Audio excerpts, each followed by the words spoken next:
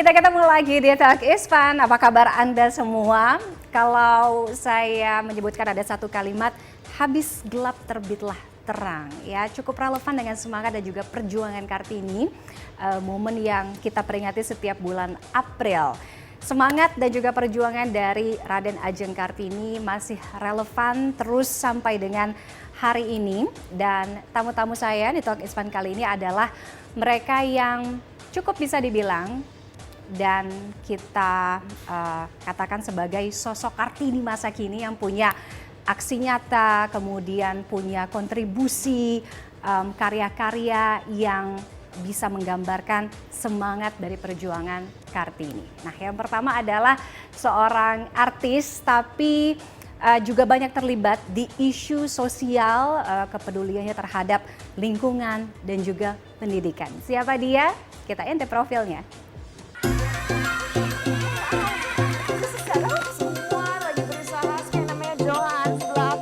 Sebagai figur publik, Cinta Laura tak hanya dikenal di dunia hiburan Indonesia, tapi ia juga dikenal sebagai sosok yang peduli pada isu-isu sosial, diantaranya pendidikan, pemberdayaan perempuan, dan lingkungan.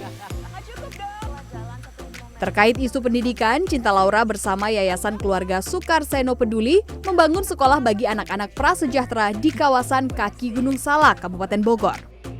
Inisiatif ini menjadi bukti nyata bahwa akses ke pendidikan harus merata, terutama bagi mereka yang kurang mampu. Kepedulian dan komitmen Cinta Laura pada dunia pendidikan semakin diperkuat dengan penunjukan dirinya sebagai Duta Nasional UNICEF Indonesia Februari 2026. Peran ini menjadi langkah bagi Cinta dalam memperjuangkan hak-hak anak dan akses pendidikan yang layak. Tak hanya itu, Cinta juga mendirikan gerakan sosial bernama Act of Love yang berkembang menjadi Cinta Laura Foundation. Melalui gerakan ini, ia tidak hanya berfokus pada pendidikan, tetapi juga pada isu kesehatan dan pengembangan kepemimpinan bagi generasi muda. Isu lingkungan juga tak lepas dari sorotan Cinta Laura. Ia pernah terlibat dalam konservasi satwa liar di Aceh bersama WWF Indonesia dengan turun langsung ke lapangan untuk mendukung pelestarian ekosistem dan meningkatkan kesadaran masyarakat akan pentingnya menjaga keanekaragaman hayati. Aksi nyata yang dilakukan artis Cinta Laura menunjukkan komitmennya untuk memberikan dampak langsung bagi masyarakat. Kepedulian ini menjadikan dirinya sebagai salah satu perempuan Indonesia yang inspiratif, berpengaruh, dan sekaligus menunjukkan bahwa perempuan Indonesia adalah agen perubahan yang aktif untuk kemajuan bangsa. Ya, dari sekian banyak talenta muda yang ada di industri hiburan, sosok yang tadi Anda sempat lihat, saya bisa bilang adalah sosok talenta muda yang punya concern betul pada isu sosial, pendidikan yang ada di Indonesia. Sudah hadir di Talk is Fun kali ini ada Cinta Laura. Hai Cinta, it's good to see you. Likewise. Halo. Thank you for coming. Terima kasih sudah hadir di padatnya agenda itu semua pasti ya. Oke, kita kenal Cinta tentunya sebagai seorang artis yang berkarir di industri hiburan. Tapi di balik itu semua, Cinta juga menonjolkan sisi kepedulian terhadap isu sosial, pendidikan. Kenapa begitu concern dengan pendidikan?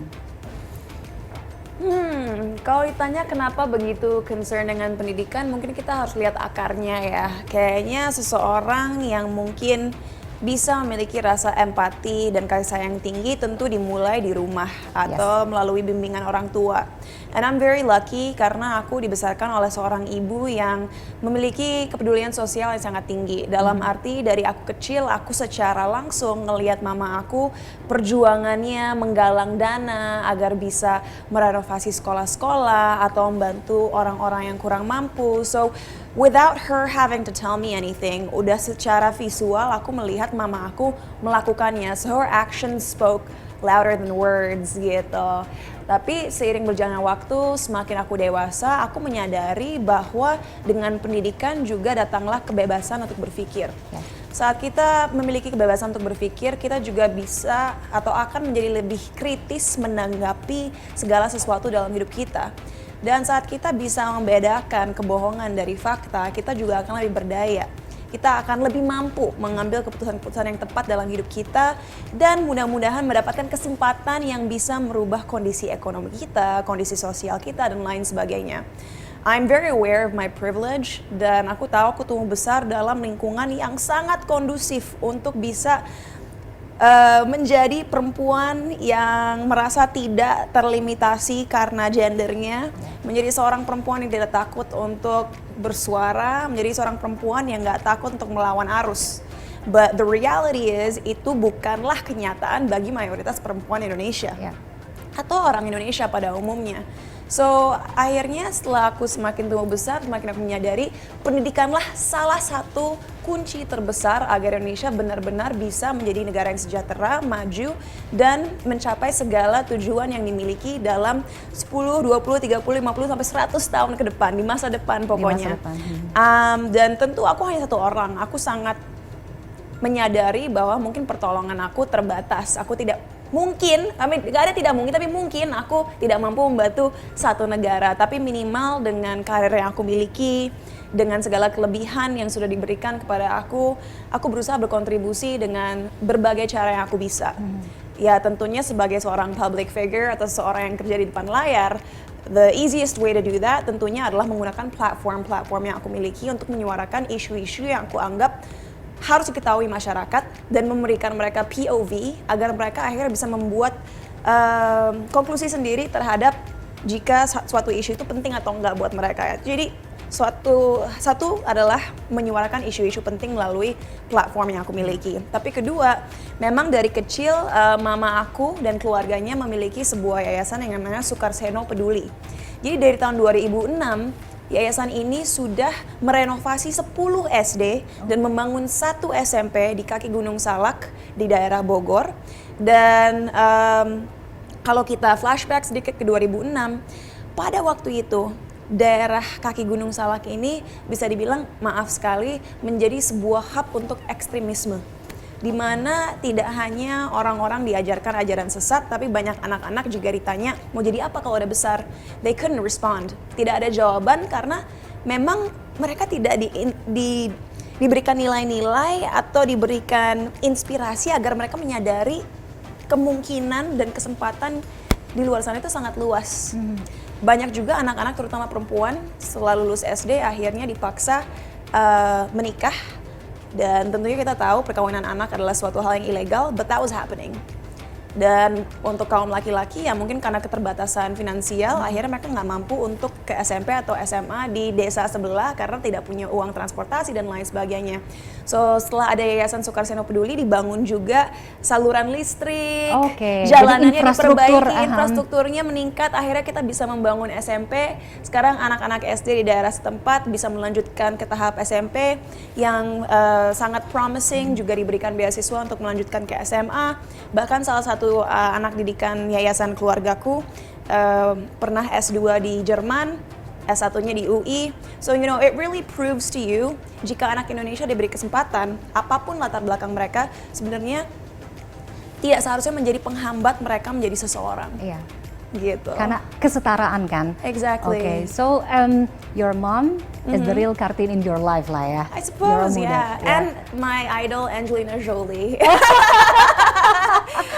Iya, dia juga punya banyak kontribusi kan. Iya, aku sangat mengidolakan Angelina Jolie di industri kreatif karena dia juga aktris kan, tapi dia juga banyak salah peduli. satu UN ambassadors dan kita melihat kalau track record karirnya sudah banyak banget yang dia lakukan secara global. Oke, keluarga adalah yang menjadi salah satu latar belakang core yang paling kuat lah ya intinya ya.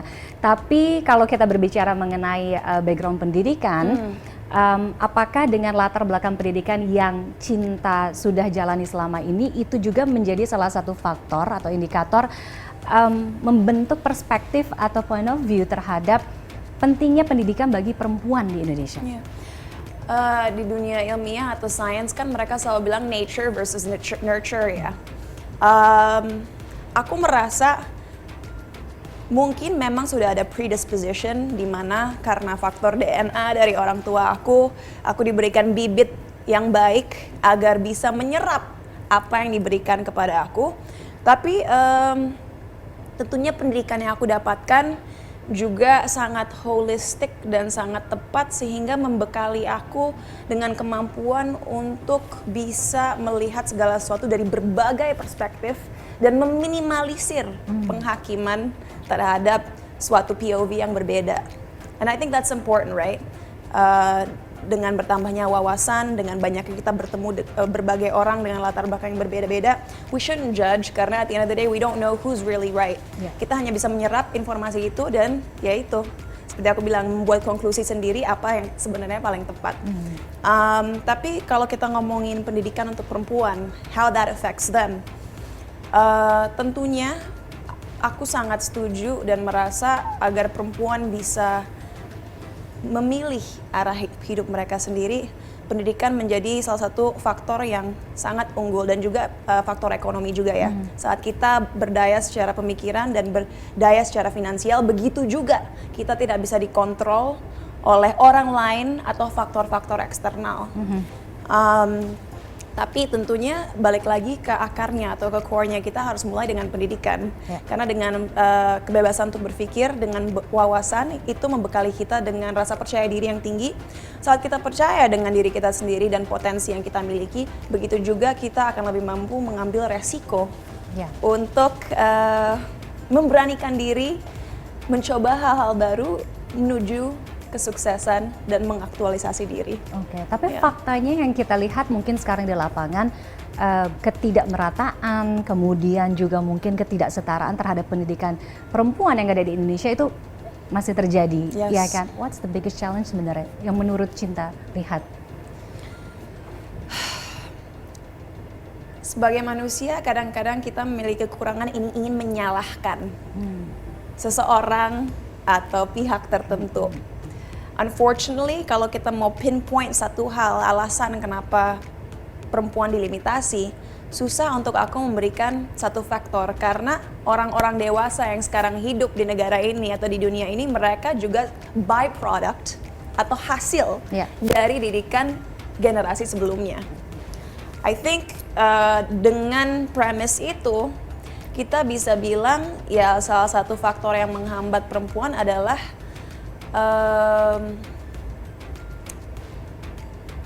budaya atau cara berpikir yang berasumsi bahwa laki-laki hanya boleh melakukan hal X dan perempuan hanya boleh melakukan hal Y misalnya. Ya seperti konstruksi sosial tentang perempuan yang misalnya harus masak di dapur atau harus bersih-bersih, ibu rumah harus tangga. nyuci. And it's sad that I have to say this. Orang-orang harus menyadari bahwa menjadi ibu rumah tangga tidak ada yang salah sama sekali. That is not a negative thing. Karena tanpa ibu rumah tangga, anak-anak juga tidak ada pendidik awal. Sebelum anak-anak bersekolah kan pendidik utama adalah ibu. Betul. Dan kalau ibu dibekali dengan wawasan yang tepat, dengan rasa berdaya, dengan rasa percaya diri, mereka juga akan lebih mampu untuk membesarkan anak-anak mereka. So there's nothing wrong with being a housewife.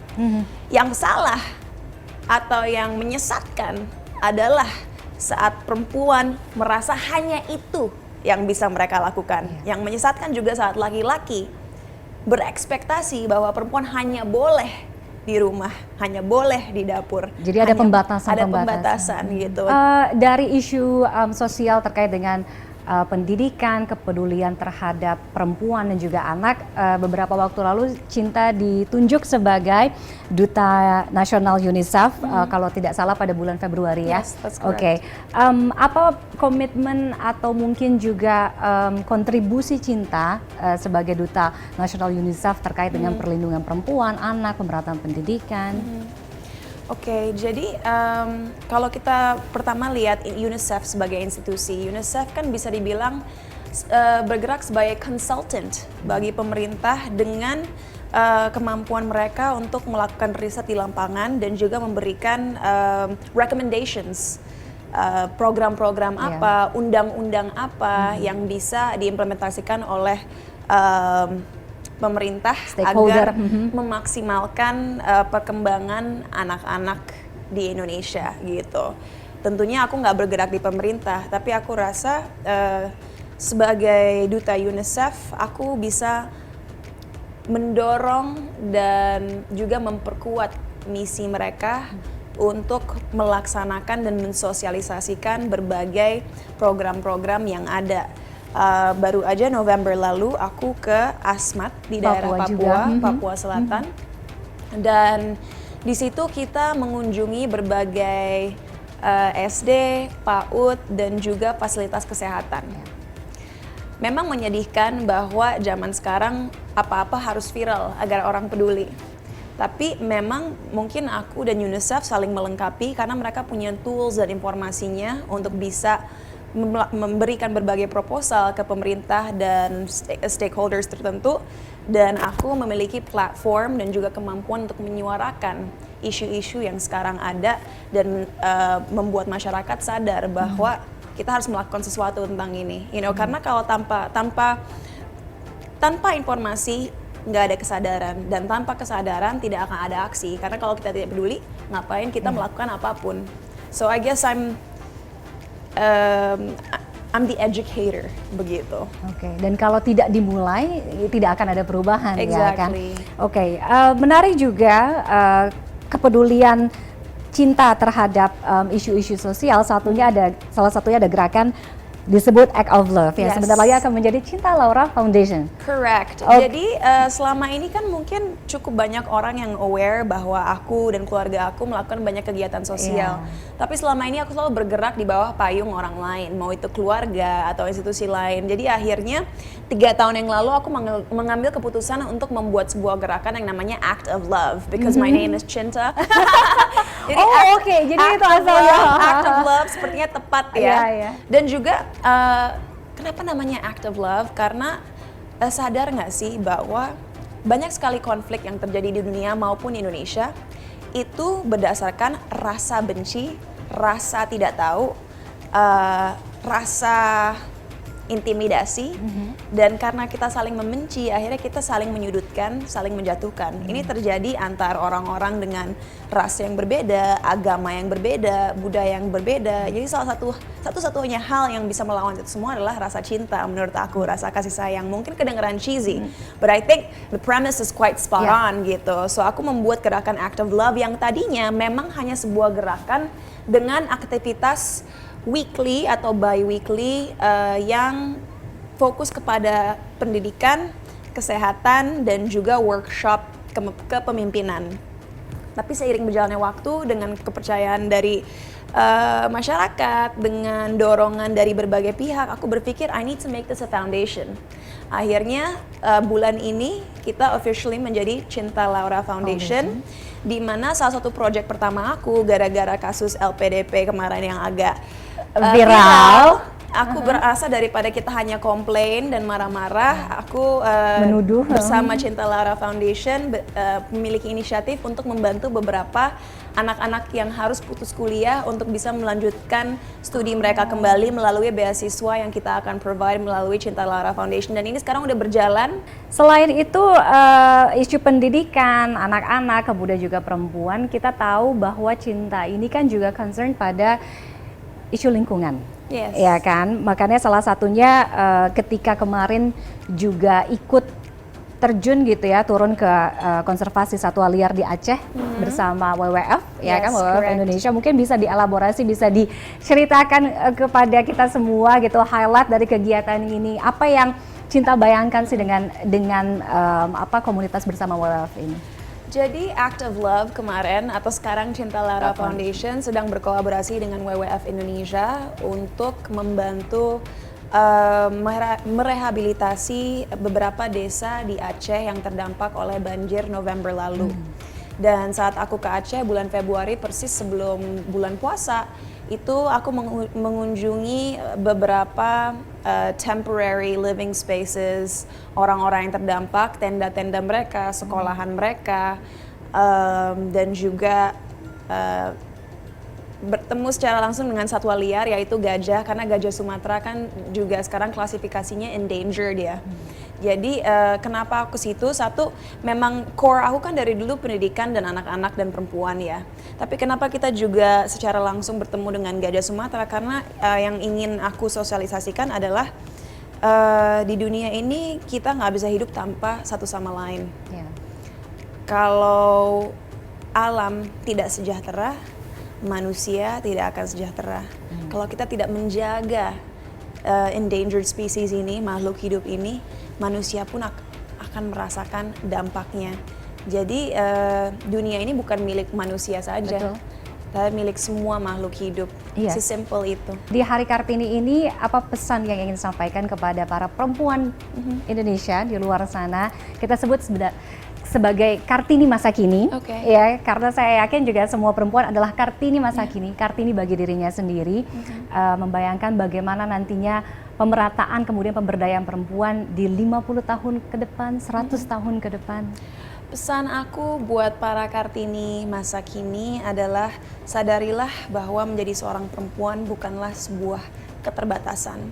Kita berhak memiliki hak-hak yang setara seperti laki-laki untuk mengejar mimpi kita, menempuh ilmu setinggi-tingginya, dan merealisasikan potensi kita.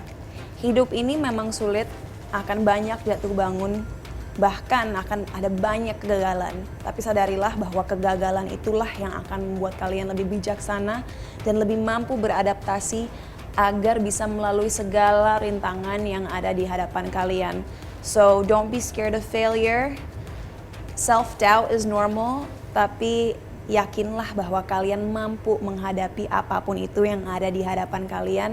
Dan aku harap kalian semua akan menjadi sosok-sosok pemimpin yang luar biasa. Good luck to all the women of Indonesia, dan mari kita tunjukkan kemampuan kita yang sesungguhnya.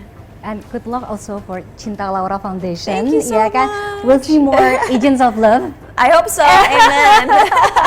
Thank you for coming. Terima kasih sudah sharing. Mudah-mudahan ini bisa menjadi penyulut semangat untuk perempuan di luar sana untuk bisa berdiri, mandiri, dan juga bersuara paling tidak ya. Yes. Sekali lagi sukses untuk karirnya Cinta. Terima kasih, terima kasih. Dari Sajira Talk Espan kita masih akan kembali dengan sosok Kartini masa kini lainnya. Tetaplah bersama kami.